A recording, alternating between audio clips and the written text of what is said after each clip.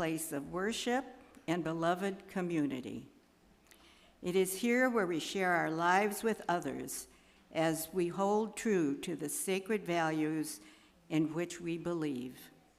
The search for truth and meaning, respect, acceptance, and justice for all. Welcome. Before we begin our service, our president, Bob Daniel Wayman, has an announcement, followed by Darren Howard.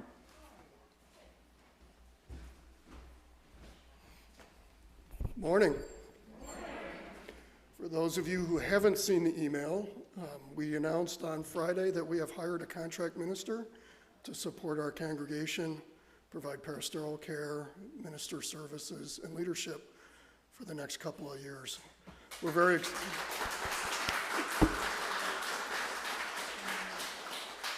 excited to welcome the Reverend Dr. Beth Johnson. She's currently serving the Palomar UU Fellowship in California. And as somebody married to an expatriate in California, I really support this migration eastward. She's got 18 years there. Before she was a minister, she did a number of years as an addiction counselor. She's been very active in denominational affairs and social justice in her area and nationally. Those involved with animal ministry may remember Rev Beth from when she appeared here for the, certification. I can't remember exactly what it was called, but when we achieved our animal ministry qualifications. There's been a couple of questions I could probably address. One is, there's this distinction, and it's not necessarily immediately apparent to everyone. There's multiple ways that you can engage a minister. Called ministry is what we typically think of. That's what Ed Searle was. That's what Pam Fodor was. Sorry.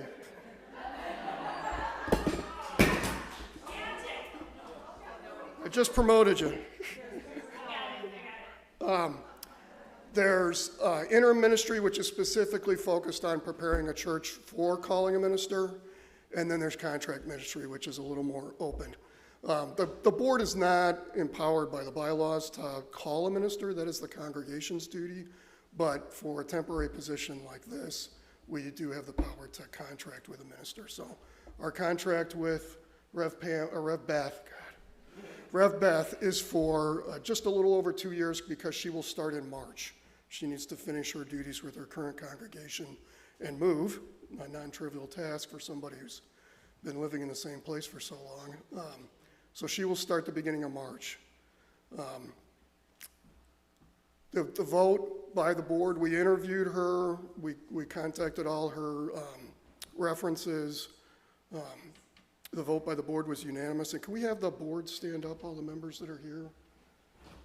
Just so you know who your board members are. If you have any questions, we all should be at coffee hour afterwards. So we should have a message from Rev Beth soon that you can see her on the screen at least and recognize her smiling face. So thanks, everybody.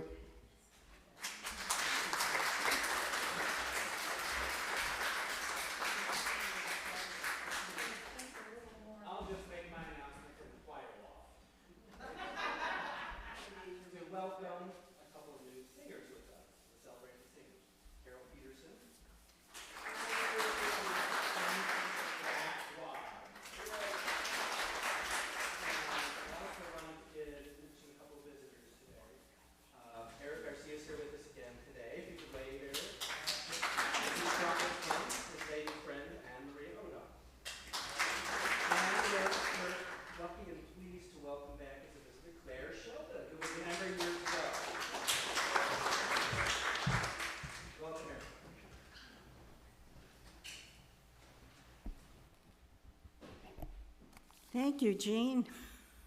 That was a shock, Bob. Good baptism. Good. We are delighted to have this morning our guest minister, Reverend Suzelle Lynch. She comes to us from Wisconsin, where she was minister of the Brookfield UU Church for 17 years. For 10 years, she has also ministered to two churches, one in Bremerton, Washington, and the other in San Diego, California. A near lifelong Unitarian Universalist and a graduate of Star King School for the Ministry, she was co-founder of Black Lives Matter to Wisconsin UUs and was convener of the Brookfield Elm Grove Interfaith Network for 6 years. She is recipient of the UUA's Young Adult and Campus Ministry Award and a Human Rights Award from Equality Washington. Prior to ministry, she was a communications and public relations professional working with conglomerates. Reverend Suzelle has agreed to be minister to us once a month for the next few months. Thank you, Suzelle.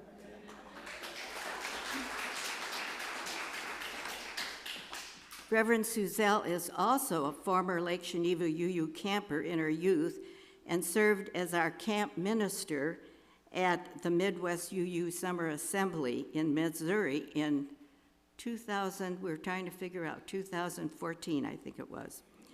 She resides with her fiance, Tom, in Janesville. Welcome, Tom. And has a son who is an aspiring opera singer, and maybe we can get him to come here one of these times. And Suzelle will be with us once a month for the next few months. Thank you, Suzelle. Our service today will not follow the usual order of service. Reverend Suzelle will introduce us to, how do you pronounce that? Samhain pagan celebration. There will be no sermon, and our service will be more meditative and focused on honoring the past and with our gratitude. With Reverend Suzelle's lead, it has taken many hands and hearts to put this service together. Thank you to Julie Beckman, our choir, Jamie Passman, our pianist, Pam Fodor, our RE director, Alex and Jean for their technical support, and the Haas family and the hospitality team. I am Anita Jenks, your worship associate. So welcome, Suzelle.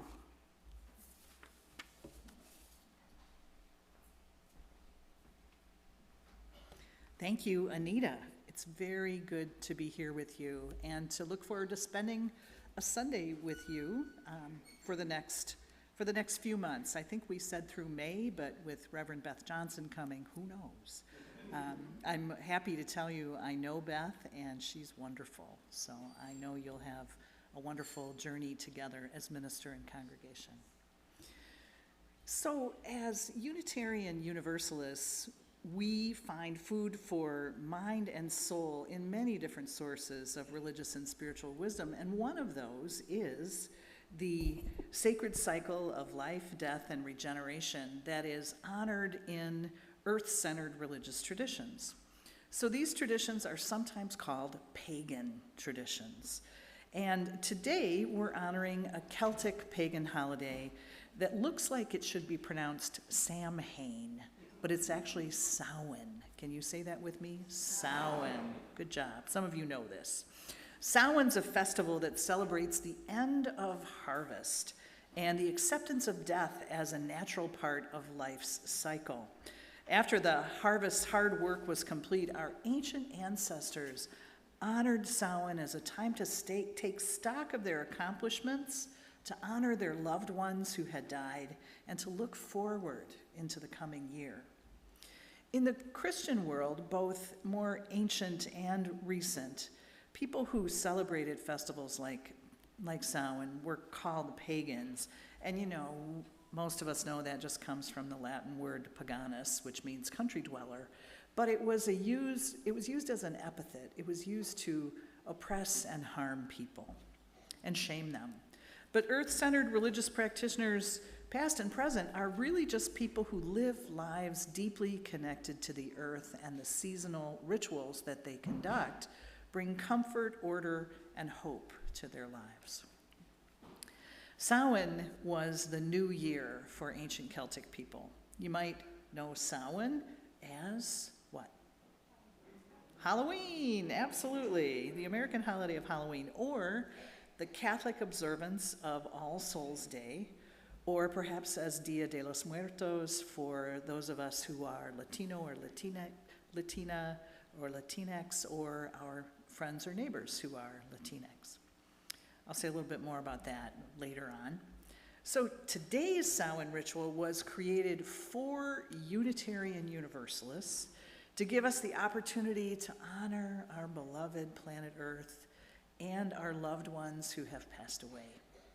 We'll give our energy to a feast of remembrance. You'll see that we have a feast table set here in the front of the room. We'll consider how to connect with our community as the colder and darker half of the year comes on, and we'll seek that larger hope that our UU faith gives us. So we begin this time by creating a sacred circle with music from the celebration singers and by bringing elements of 5 directions to our center table and kindling the chalice.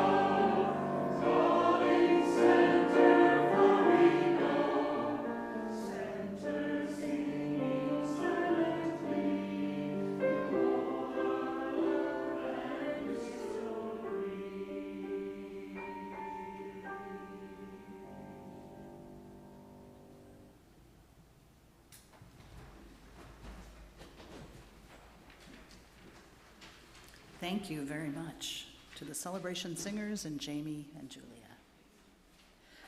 So we have created this sacred circle with the elements and our beautiful chalice. And so now we're going to kind of solidify that with a song. It's called Earth My Body, and I'm going to teach it to you.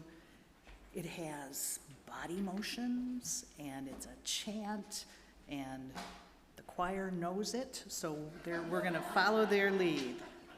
So. We do? So the first line, repeat after me. Earth my body. Earth my body. Water my blood. Water my blood. Air my breath. Air my breath. Fire my spirit. Fire my spirit. Okay, and the body motions go like this. Earth my body. So try that with me. Earth my body. Water my blood. It's like a fish.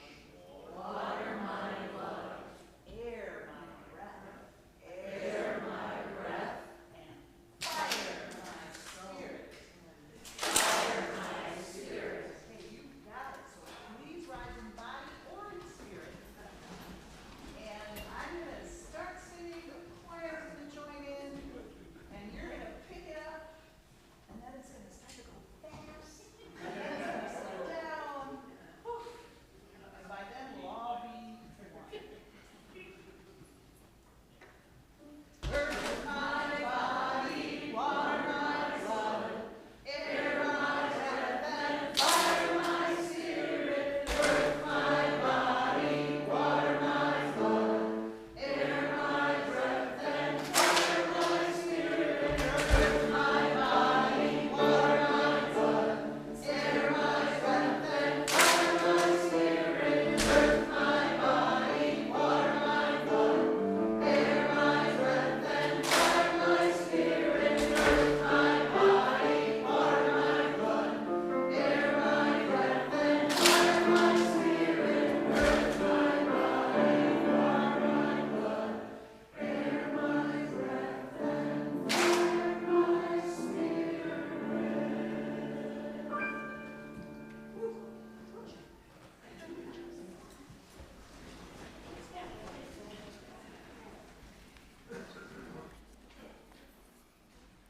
Now Pam will lead our time for all ages. So, come on up, friends.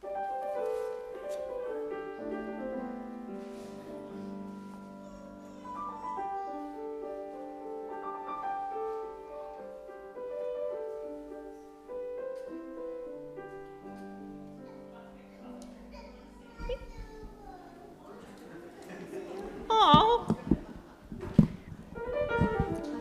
So, what's happening outside with the trees?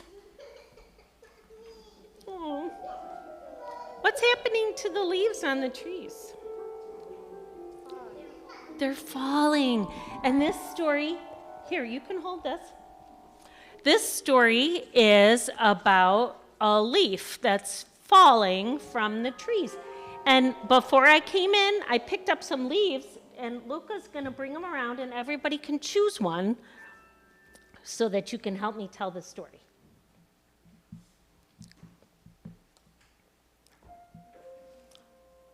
If you were a leaf on a tree, what would you want your name to be? Anybody can answer. George. Rose. Leafy. Did you pick one? Not yet. Oh, yeah. Oh yeah, which one? This Okay. big one. I'm gonna Mine is called Foggy. Folly. No, Foggy. Foggy. Okay. I said Frog. Oh, froggy. Frog. Froggy, like a frog. Okay. Well, this is Freddie. And Freddie was a maple leaf. Now, I picked up all different kinds of leaves, so not everybody has a maple leaf. But Freddie was a maple leaf. In spring, he first appeared as a small, tiny sprout out on a large branch near the top of a tall tree. Oh, okay. Freddie's midsection, in the summertime, Freddie's midsection grew wide and strong, and his 5 extensions were firm and pointy. There were hundreds of leaves on Freddie's tree, all the same, but all a little bit different, just like us, right? Now, Alfred was the leaf next to him. Froggy was the leaf on his other side. And Leafy was the leaf on the other side of him. And they'd all grown up on the tree learning to dance in the spring breeze. Can you make your leaf dance? Look at mine. And basking in the summer sun. We can do that later today, I think. And washing off in the cool rains. But Freddie's best friend was Daniel, the biggest and wisest leaf on the branch. Is that me? Sure, you do have a pretty big leaf. Daniel taught all the leaves that they were part of the tree that had strong roots hidden down in the ground, and that the tree was in the park. And Daniel explained about the birds that came to sing in the branches. What do birds sound like? Can you make the birds? And he taught the leaves about the sun and the moon and the stars. Can you make stars? Now, Freddie loved being a leaf. He loved everything about it. The light and the sky and his friends, but especially he loved the warm summer sun and the soft, dreamy moonlight. That summer, the park drew many kinds of people who came and sat in the shade under Freddie's leaf. And Daniel told him that giving shade was part of his purpose. Not porpoise. Purpose. I got it right this time. What's a purpose? Asked Freddie. It's a reason for being. To make things more pleasant for others is a reason for being. To make shade for the older people, and to provide a cool place to play for the children. To welcome picnickers. These are all reasons for being. But summer soon passed. It vanished on an October night, and Freddie felt cold. All the leaves shivered, and they were coated with a thin layer of white, which melted in the morning sun. Now Daniel, the wise leaf, explained that this was the first frost, a sign that fall had come and that winter would soon follow. And within days, all the leaves began to turn colors. Your Froggy hasn't turned a color yet, but a lot of the other leaves did. What do you got this green one? Outside, right in front of our church. Yeah. Then one day, something strange happened. And then The same gentle breeze that used to make the leaves dance now seemed angry. And some of the leaves were pulled from their branches and swept to the ground. All the leaves were frightened. What's happening? What's happening? They asked. Calm down, said Daniel. This is what happens in the fall. It's the time for the leaves to change their home. Some people call it to die. Will we die? Asked Freddie. Well, yes, everything dies, said Daniel. No matter how big or small or weak or strong we are, we grow. We experience the sun and the moon and the wind and the rain, and we learn to dance and laugh, and we find our purpose. And then one day, we die.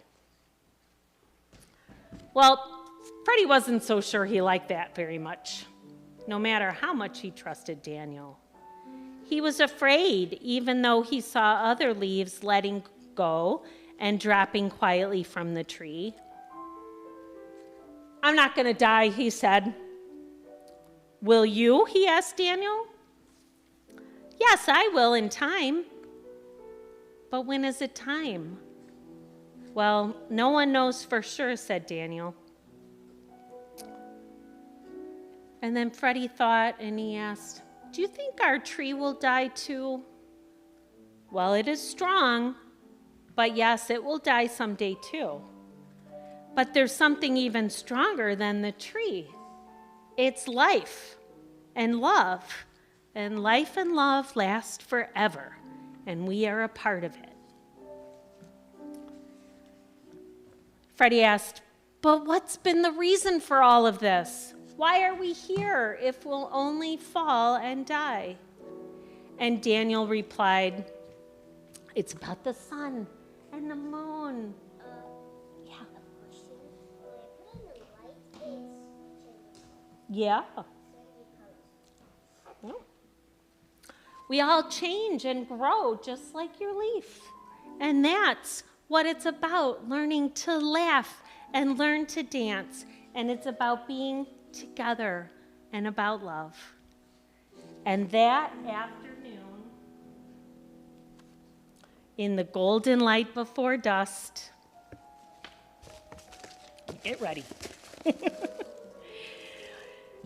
Daniel let go, and he fell softly, smiling at Freddie as he went.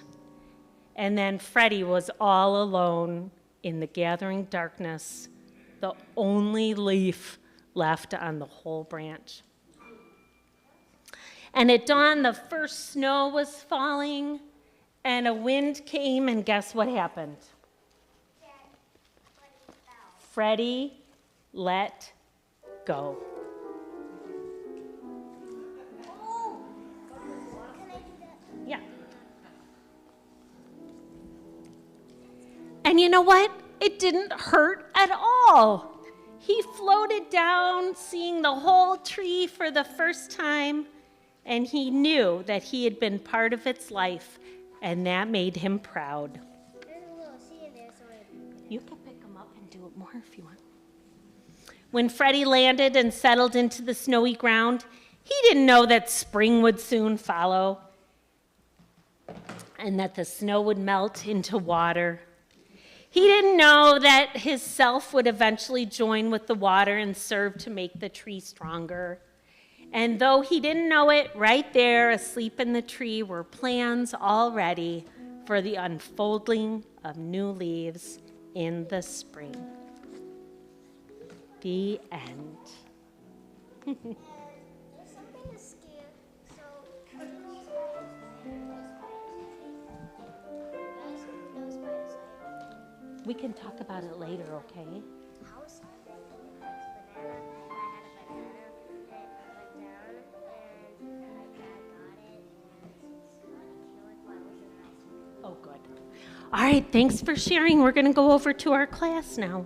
And there's smoke right there. I know, it's okay. Joy surround you as you go in peace.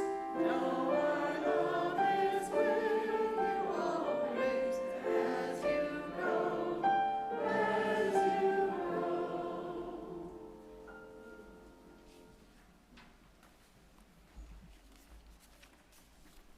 Thank you, Pam, and thank you, kids. You did a good job with that story.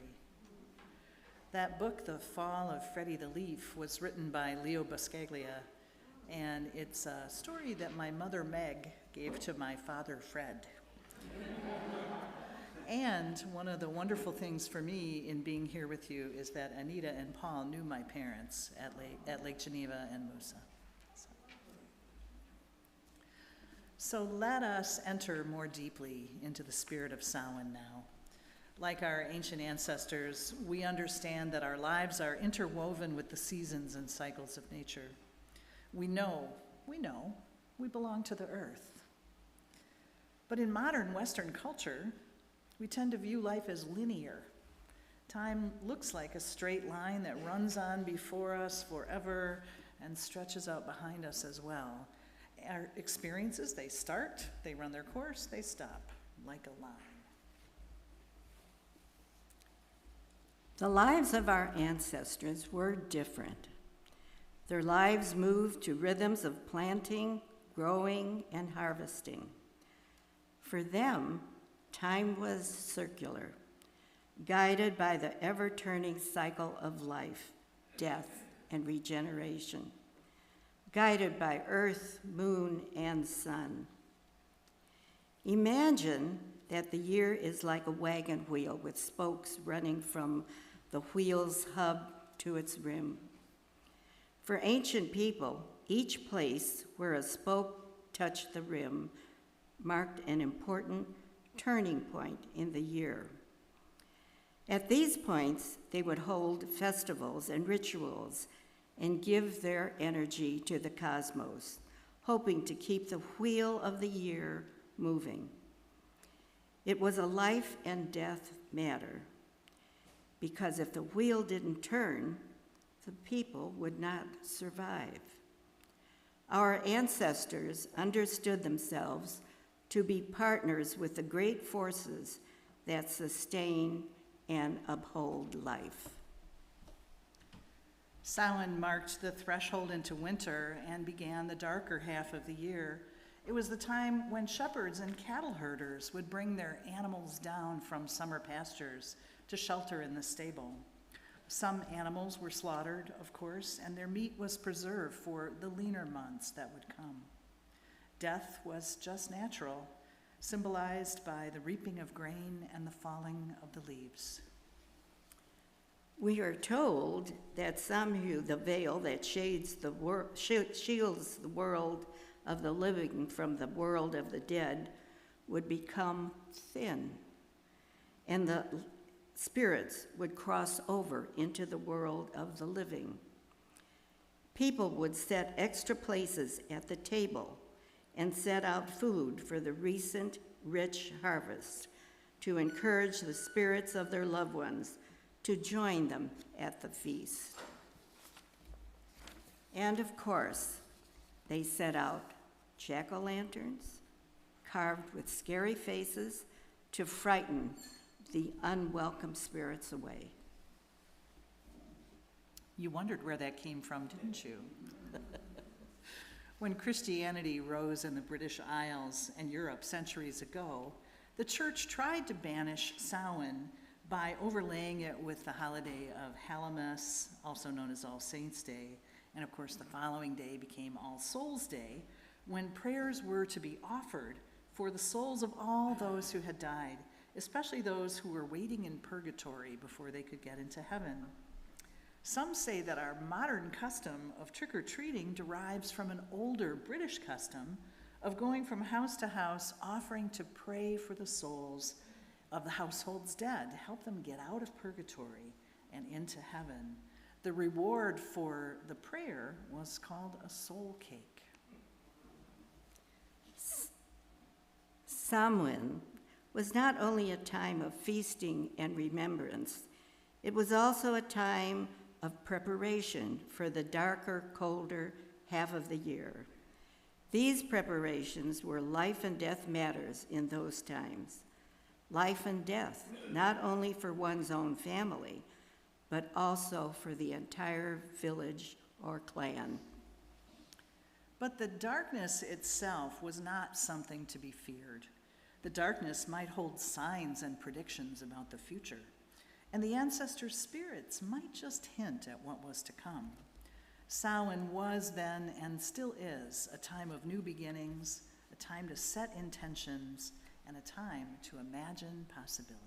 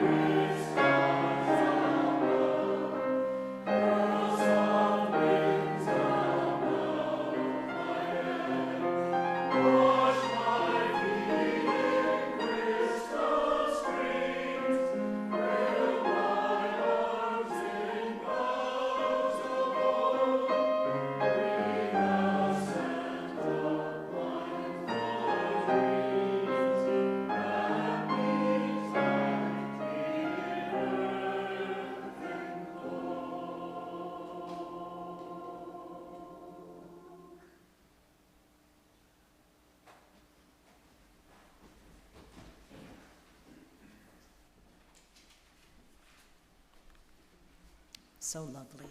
Thank you. Samhain is a holiday that speaks to my soul.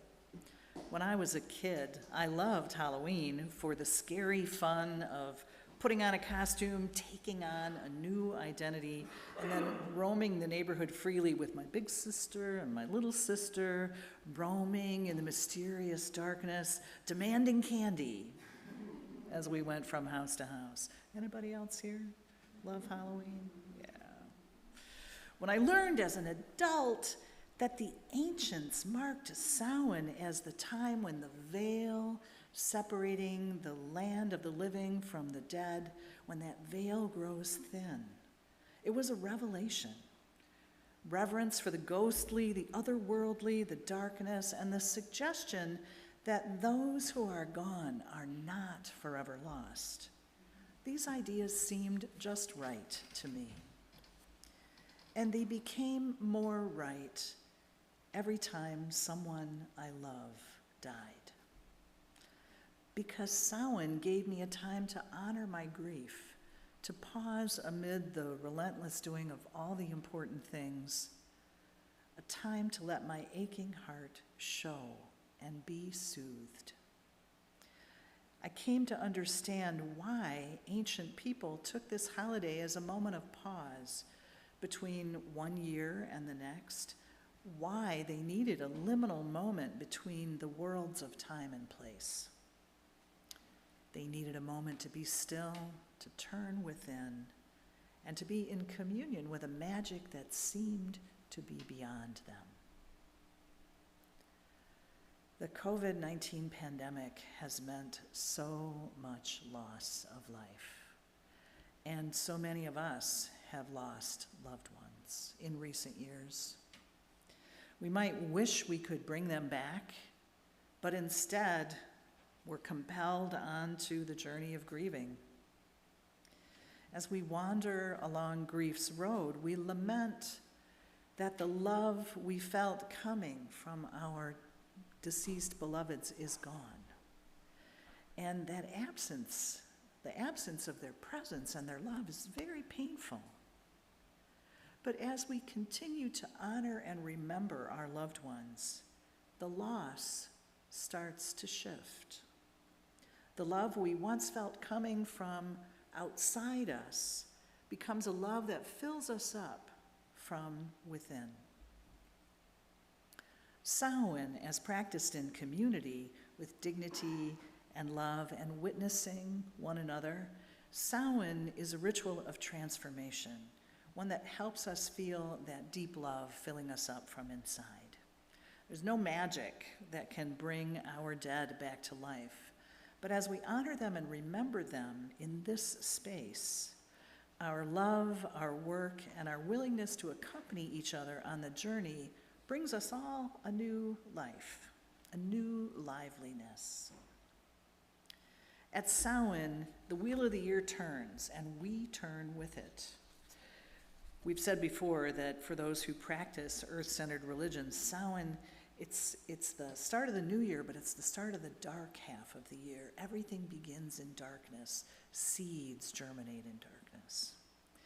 It's that time to go inside. As one writer put it, like our furry four-legged siblings on this earth, we hibernate. We turn inward and seek our own illumination. It's that stillness, that inner quiet that we carry with us into the winter. But you know, our world is so full of unrest.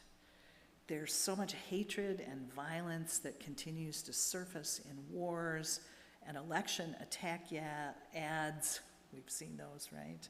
In forced migrations of persons due to climate change, in shootings and revocations of protections for human rights and civil rights. With all this going on, how can we possibly think about hibernating? We've got a lot of work to do. And yet, as the light continues to fade through the shortening days, we're reminded that we've got to tend our own flames as well. Our losses are crying out for our healing tears, and our ancestors are calling to us, inviting us to listen and listen again, to remember that like the trees and the animals, we too need a fallow time. They remind us that renewal time does not equal resignation. We can renew without being resigned to the violence and the struggle in our world. At Samhain, we turn with that wheel of the year. The ancestors want us to remember that this journey into darkness is just part of the cycle. They want us to be clear that there's a light within us that shines and shows us the way, even when the shadows around us are deep. And so when we honor them with our remembrances and our actions, they know that we are listening. So let us, with our meditation, call to our ancestors right now.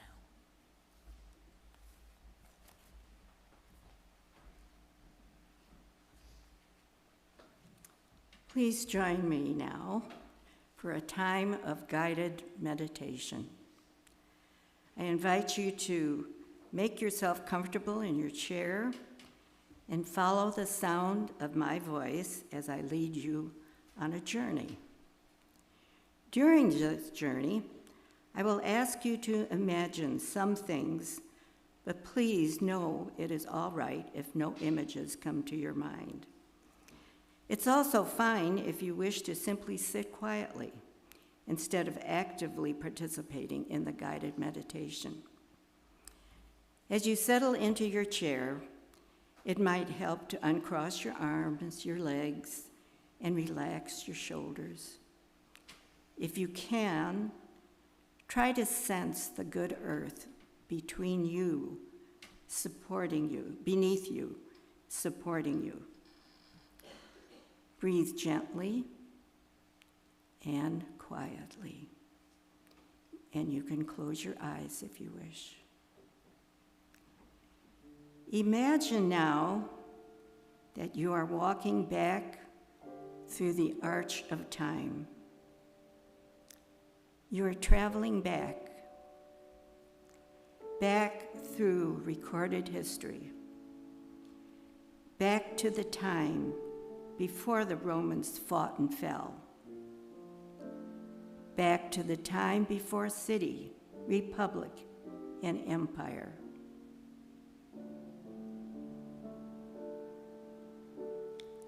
Traveling back farther still, back through the time when the fertile lands between the Euphrates and the Tigris rivers were cultivated and cultures vast and rich sprang up.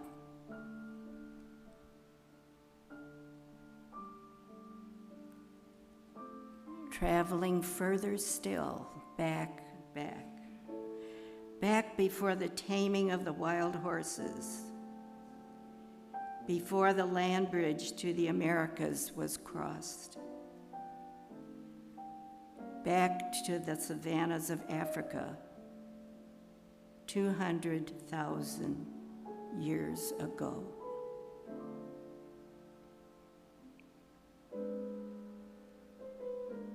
Let us pause there. On the edge of time, together, all of us, and call to our earliest ancestors. Hear the call of your heart and mind, and listen to my voice.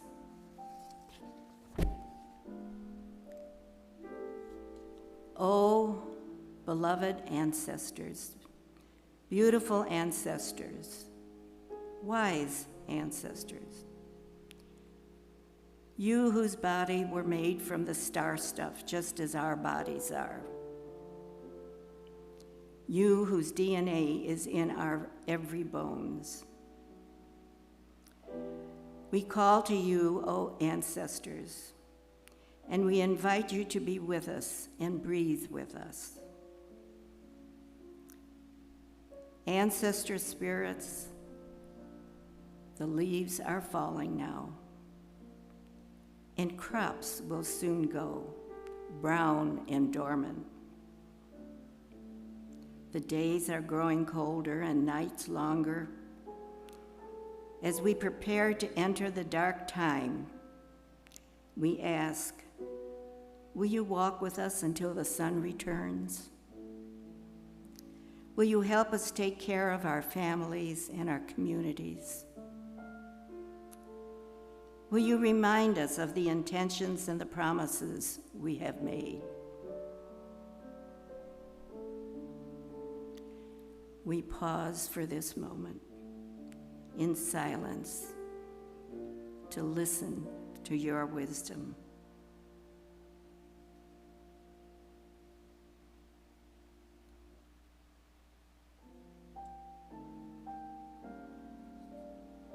Ancestors, we thank you for your presence and your guidance on this beautiful day. Thank you for your minds, bright and shining, your clever hands, your hard work that led to our being alive right at this moment. We promise to take up the vision and values that you passed down to us. The vision of a world that is more peaceful, fair, equitable, and free for all people. A world more whole and nurturing for all beings. And we promise to turn our hearts and hands to the work of helping those who need us as winter's dark and cold draw in. Ancestors, as we return now, back through the time to the land of the living, we leave with you our love and respect and our gratitude. Gently now, with purpose, feel yourself moving from the past into the present, here and now. Reversing your journey until you arrive once again at today, in this sacred circle of friends and neighbors and friends yet to be. Feel yourself breathing quietly now. Know that you are safe and held warmly in this beloved community. When you are ready, open your eyes or refocus your mind on our gathering here together.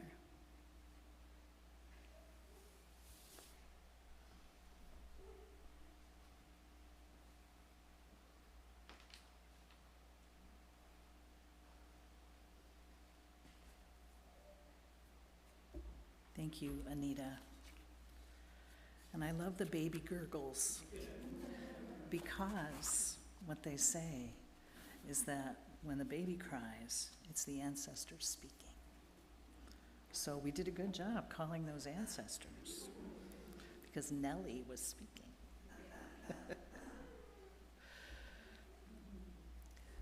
When our ancestors set extra places at the table at this time of year, food from the recent rich harvest was set out to feed the spirits of any loved ones who had passed away. And of course, you'll see that we have a symbolic feast on our center table.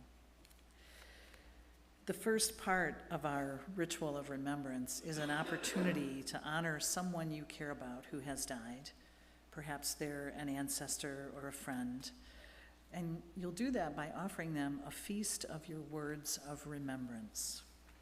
The second part of this ritual, which comes later, is a time to ask our ancestors for their guidance.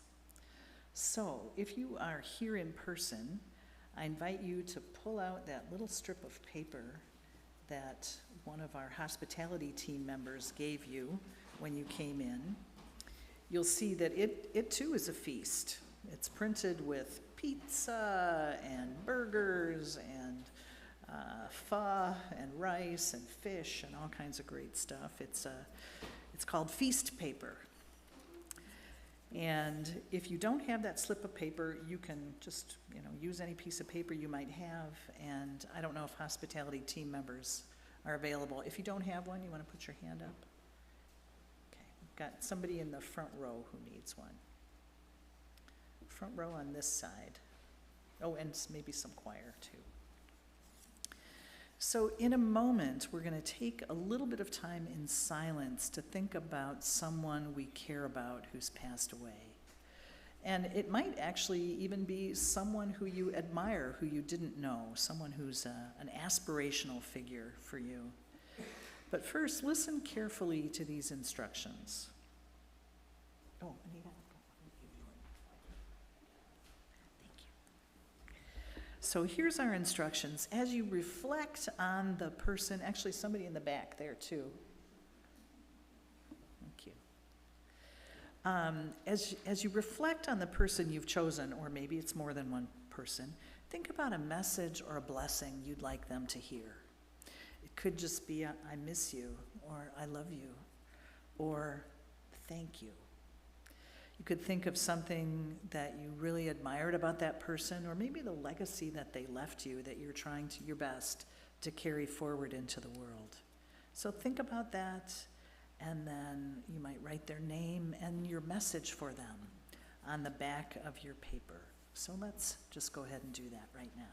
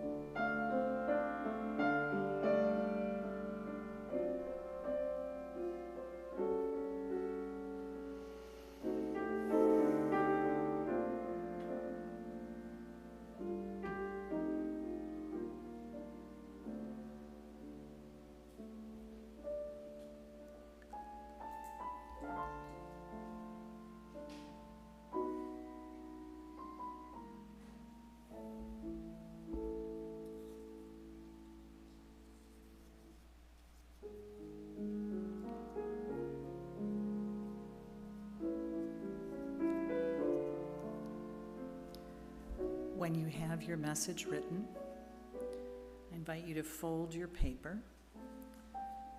I like to fold mine so that it'll stand up.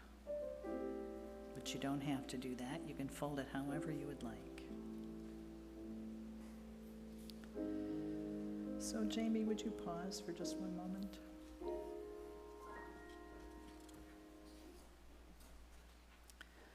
The next thing that we're going to do is to bring our words of remembrance forward to our center table here and place them on the plates.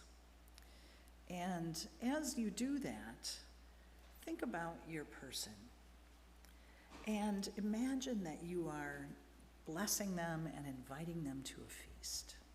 This is their feast.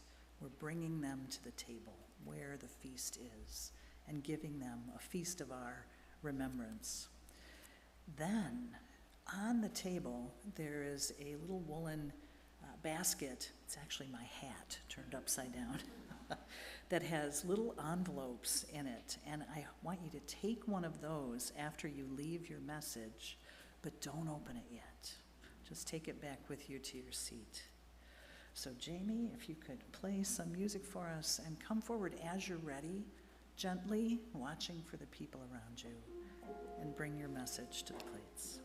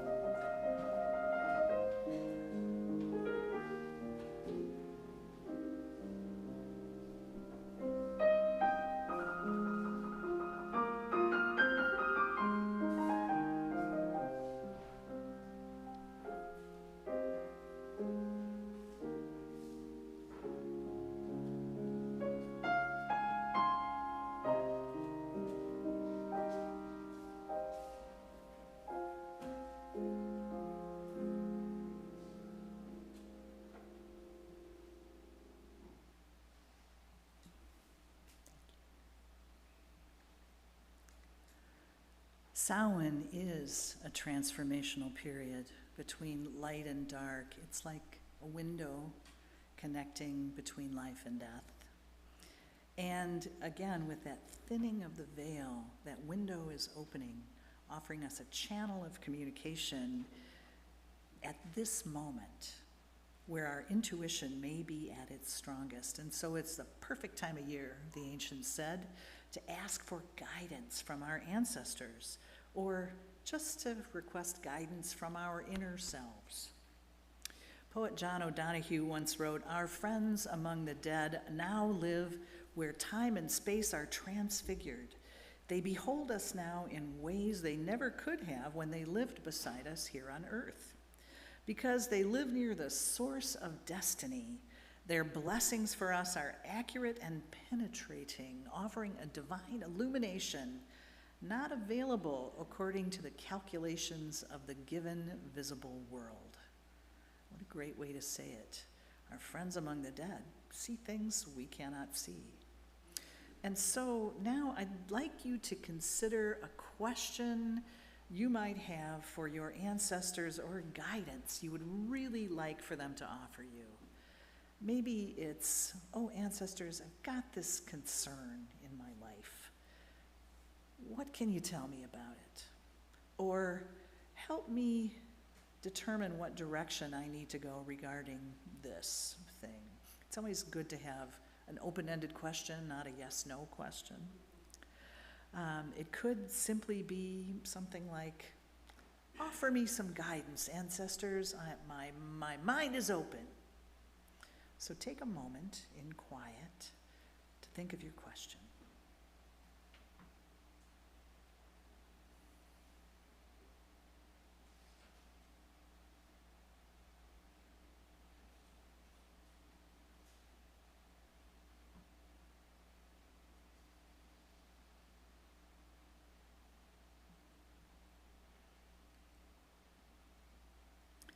So, we're now going to allow the ancestors to answer us with the help from some Samhain oracle cards. That's what's in your envelope. Now, some of us probably think that consulting an oracle is silly. And of course it is. Woohoo! But it's not really silly, it's trans-rational. It's a playful practice that has a basis in serious psychological research. Oracle cards, stuff like oracle cards, tarot cards, etc., work on the principle that our subconscious minds always hold the wisdom that we need. Our deep inner knowing, though, isn't always easily accessible to us, especially in times of stress or change. The words and symbols on these oracle cards were created to help draw your inner wisdom to the surface. And who knows, maybe that great cloud of ancestors we called to be with us today guided your hand to pick exactly the right card. Maybe. So, if you guys are live streaming, correct? So, if you're on the live stream, you don't have an oracle card, but sit tight because there's a way for you to participate in this as well. So, for those of us here, hold your question. What was your question? What did you want your ancestors to guide you on? Hold that in your mind, and then open your envelope.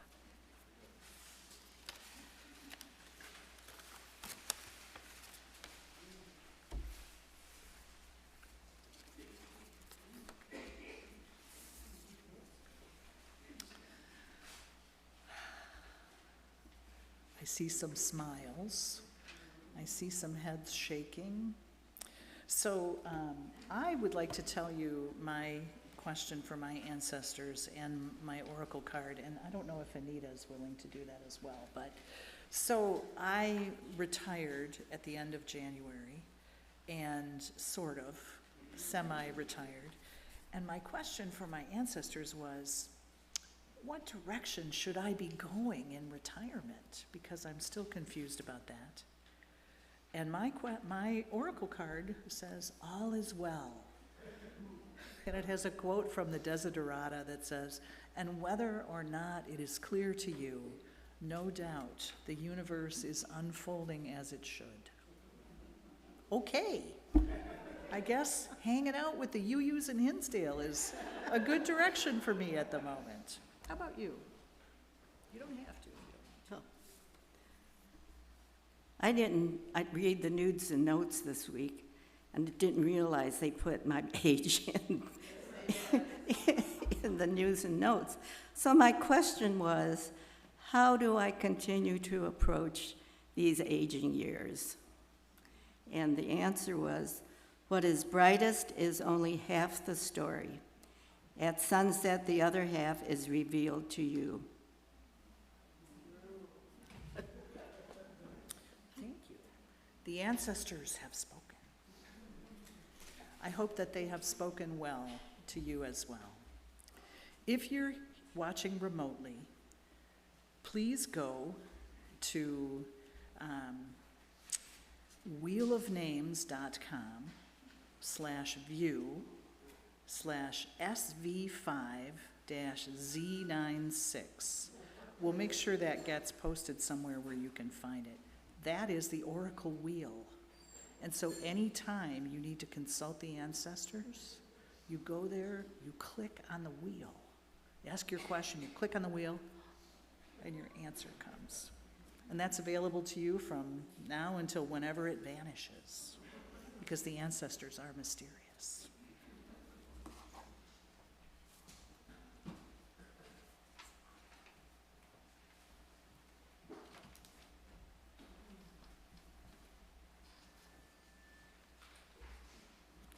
During this time of hiatus, when we do not have a settled minister, it's especially important that we continue our financial responsibilities. You are asked to please continue your pledge and other contributions for the well-being of our church. Let us say our offertory words together. I don't know if they're going to be on the screen. This church is made up of all of us.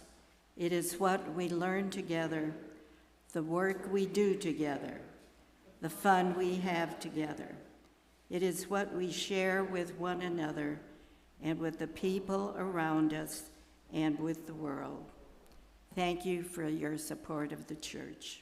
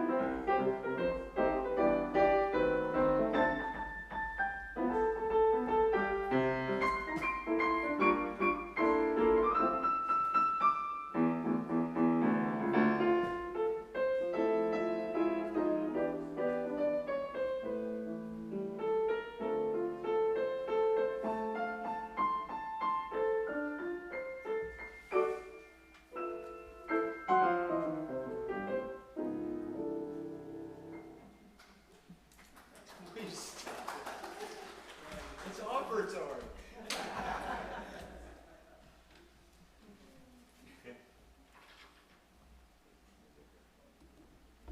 Thank you so much for your generosity.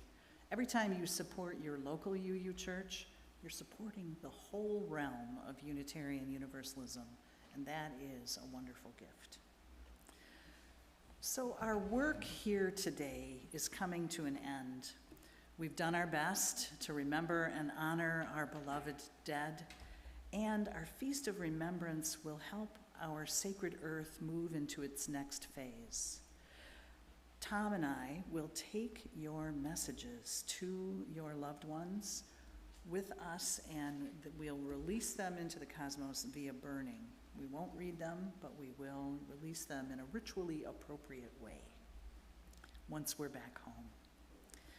It's time now for us to thank the ancestors and the spirits and the powers that have come to help us today. We'll express our gratitude and bid them farewell as we read together the words on the screen. We begin with the North. Spirits of the North, Are they on the screen? powers of earth, Okay, so pause. Let's do this call and response. How about that? Got it? Okay, sorry. Thank you. Excuse me, Anita. It's good to have people who know how to do these things. All right. Great, thank you. So for whatever reason, that monitor's not working, so when we get to the end, just hit the arrow or the right button. can they see it? Yep, everyone else can see it, just not you. You can see it. Okay, read with Anita. Spirits of the North, powers of earth, we thank you for your help and support, for deep wisdom, healing and grounding, and we release you from this circle. Spirits of the West, powers of water, we thank you for your help and support, for all the emotions that flow from serenity to anger to self-understanding, and we release you from this circle. Spirits of the South, powers of fire, we thank you for your help and support, for transforming passion, heat, and light, and we release you from this circle. Spirits of the East, powers of air. We need to go forward. Okay, here we go. Spirits of the East, powers of air, we thank you for your help and support, for inspiration, powers of learning and curiosity, and we release you from this circle. Spirits of the center, essence within all things. We thank you for your help and support, for connection to mystery and present moment, and release you from this circle.